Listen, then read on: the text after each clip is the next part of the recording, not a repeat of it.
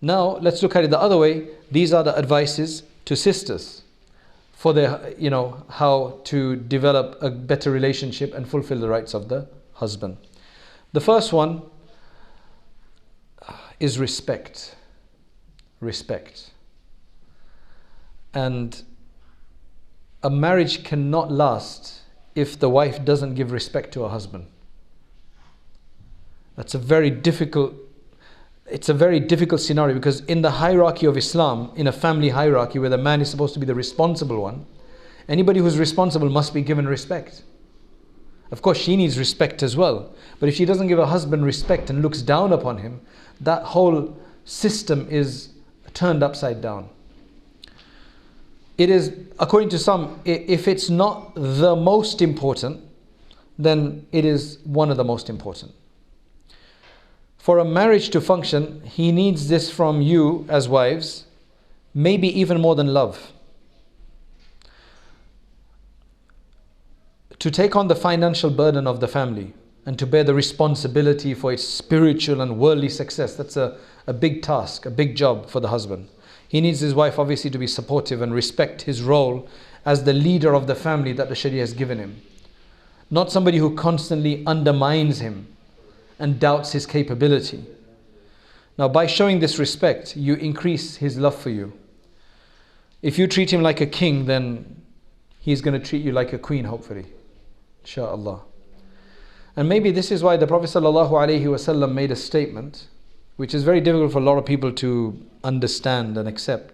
But he said, if I were to command anybody to prostrate to anybody, make sajda for anybody, I would have commanded women to prostrate before their husbands because of the rights Allah has granted husbands over their wives. Right? Hadith related by Abu Dawud, Tirmidhi and so on. But obviously we don't prostrate in front of anybody except Allah. So that's the first point, which is showing respect. Number two, just like we said to a man, that be a man. So here, be a woman. Be a woman. Your role is to be a woman, not be a man. Doesn't matter what anybody tells you. A wife should be feminine. If you want your husband to be chivalrous and masculine, then you need to act in a feminine manner. A successful marriage comes about when spouses appreciate their differences and each fulfills their role. It's true that it's also true that opposites attract, and your husband is going to be drawn to femininity. If there's women who are trying to act like men, right, whether they dress like men or whether they're trying to take the roles generally of men, it loses the femininity, what they're all about. This includes you making an effort to maintain a healthy body and physical attractiveness. Your husband's going to face a lot of temptations outside the home on a daily basis, the fitna outside, right? And he'll appreciate you keeping up your appearance, whether that be maintaining your personal hygiene, exercising, dressing well, wearing makeup, perfume, even at home, and doing up your hair. It is the act of making the effort, to show that you're at least making an effort, that counts. Not that you are the most beautiful person he's ever seen. You may never be the most beautiful person he's ever seen, because there's a lot of beauty that always, people, and how people react to beauty and what they consider beauty, very subjective anyway. That's not what you want to be. You want to show that you're making an effort as his wife. That's what's important.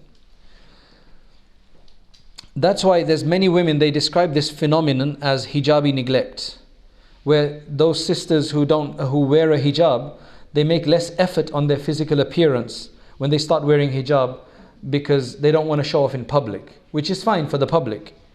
But your husband will feel deflated if he comes home to see you in your sleeping gown or your pajamas day after day while you go out all dressed up for a wedding. So when you're going out, you take an hour to dress up, but when he comes home, it's all messed up. In fact, what I see as a massive dichotomy is that, what do you think are the most productive hours of your day? What hours are the most productive hours of your day for most people? Isn't it from after you wake up, like 8, 9 o'clock until, that time? Now, if the husband and wife are both working separately in different places, mixed environments, The husband's going to have his most fresh and his most vital time, and the wife, same thing, all dressed up, etc. Working very closely with people on projects, sharing a lot of emotion, sharing a lot of experiences, failures, successes. That creates a bond with people. Then they come home and they're both tired, right? And they're too tired for anything. Then what happens a lot of the time is that obviously shaitan is there and you start feeling attracted to other people. And that's how marriages break up a lot of the time, because of the unhealthy environments that we work in. So if you're forced to work, especially for women, if you're forced to work, it's a big challenge. It's a big challenge. So also be conscious of your spouse's preferences. Some spouses, some husbands may not fancy certain types of makeup or any at all. So then it's not worth putting it on for them, because you'll be wasting your time, and then when you don't get appreciated, you're going to feel deflated. So understand your husband. Number 3, so the second one was be a woman, play your role as a woman, right? And what a man would expect from a woman. Number 3 is express your feelings and needs clearly and effectively. This ties in with some of the stuff we've already said. Men can be very simple in the way they think about certain things. They don't think of things in a very complicated way, right? Sometimes. And while you may think that something is blaringly obvious, like it's so obvious he's doing this, your husband may not have any idea what you're thinking. That what he said or what he did, or he forgot to bring something and it made you feel so hurt, he doesn't even get it. And so make things very clear. This is not because he is inconsiderate, but because you are thinking on a completely different wavelength. The longer you live with a person, the more likely you're going to learn about the way they think anyway. But we're always learning, remember. We're always going to be learning. And this process can take some time sometimes. until the day comes when you're both able to read minds. Like you can read his mind and he can read your mind. You should be clear in expressing your perspective without making assumptions. This is a really big nasiha. This is a really big advice. Many women appreciate this advice when they get it, because they always think that he should know, but he doesn't. So how long are you going to cry for? Make it clear. Wives can tend to expect things without communicating them. Like subliminally, you better understand the vibes I'm sending you. But sometimes men don't get it. So to avoid any misunderstanding, you should be clear about what you want. Don't just drop hints and then get angry if your husband doesn't get it. If he's not getting something, always try to give him the benefit of the doubt and then try to clarify what you want. Number 4, so that was number 3, right? Communicating. Number 4 is give him his space. Give him his space. What do we mean by that?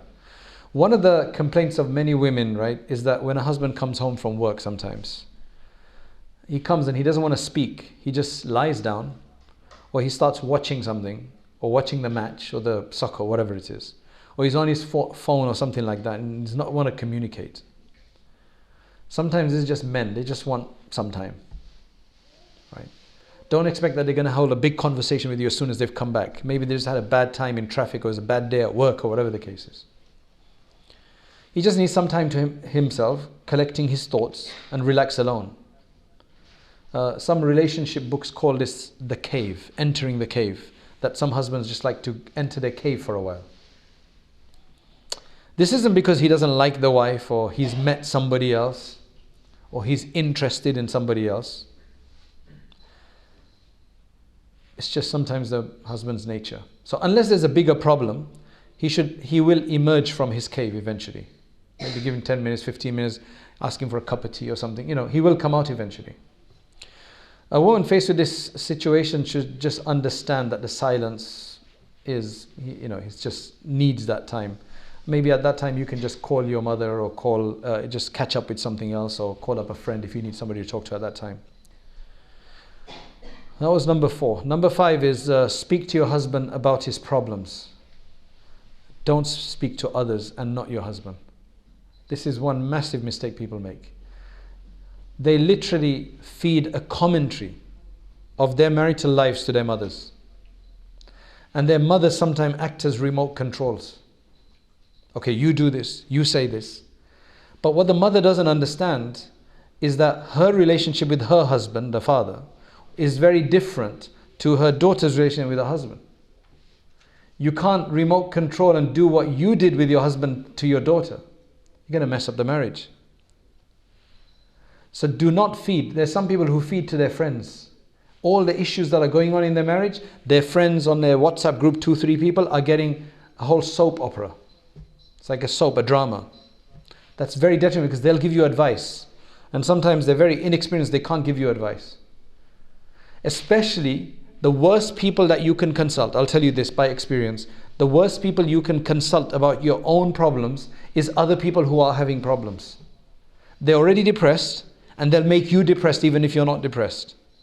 In fact, they even make healthy people depressed by telling you their story. Don't ever tell your problems to a depressed person or a person who's already going through problems, because believe me, they will mess it up for you. They're not the healthiest people to tell.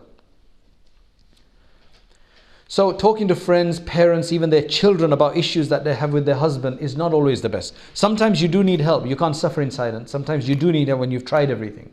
But otherwise, right, the one who's in the relationship, if you can't deal with it, how can outside people help you in your relationship when you yourself can't help? Unless you want them to break your relationship, then they can help you do that. Unless it's very necessary. You can, of course, ask for sincere advice if you're dealing with a big problem that you've been unable to solve yourself or with your husband, or abusive situation, then you need help. Because when husband is abusive, then you need to take it seriously. Take it to the authorities. But that habit of some wives complaining about their husbands when there's no benefit or need to is just plain backbiting. There's no justification. There's enough soap operas out there. There's already enough dramas out there. We don't need another one. In fact, spouses have rights over you to keep their secrets. And you can't divulge their secrets. It's bad to do that. I mean, imagine when your husband finds out.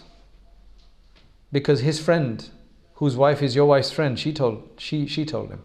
And he didn't want anybody else to know. And it's something they could have sorted out. Really negative. Number 6, right? So number 5 was don't tell everybody but your husband. Like, talk to your husband. Number 6, be considerate and moderate in your expectations. Be considerate and moderate in your expectations. Your husband has a huge burden, which is the financial burden and obligation towards the family.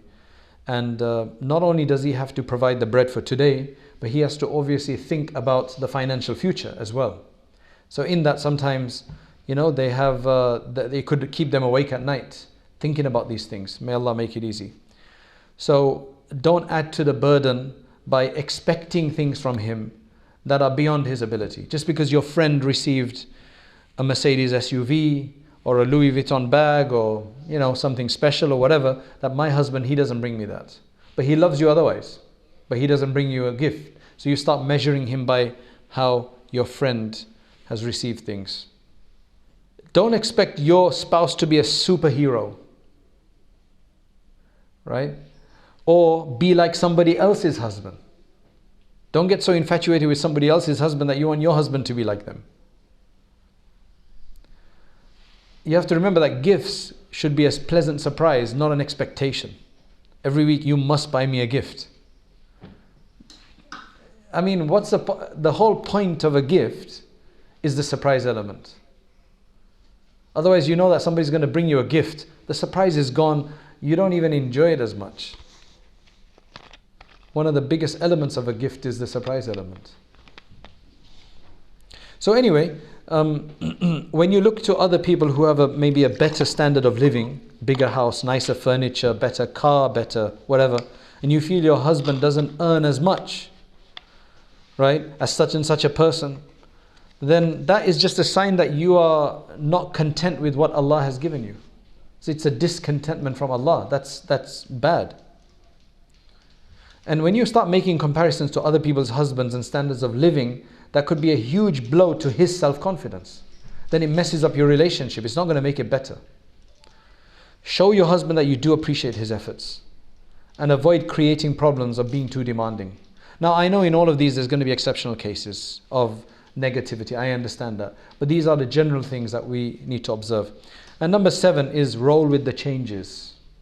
What that means is that a woman's life involves many significant changes herself. You know, for example, she has to make major sacrifices. She's going to move over from from her family house to either the husband's house or to a new house. Maybe most likely in the husband's parents' area, because generally women go to the husband's place, generally speaking. It's a big sacrifice.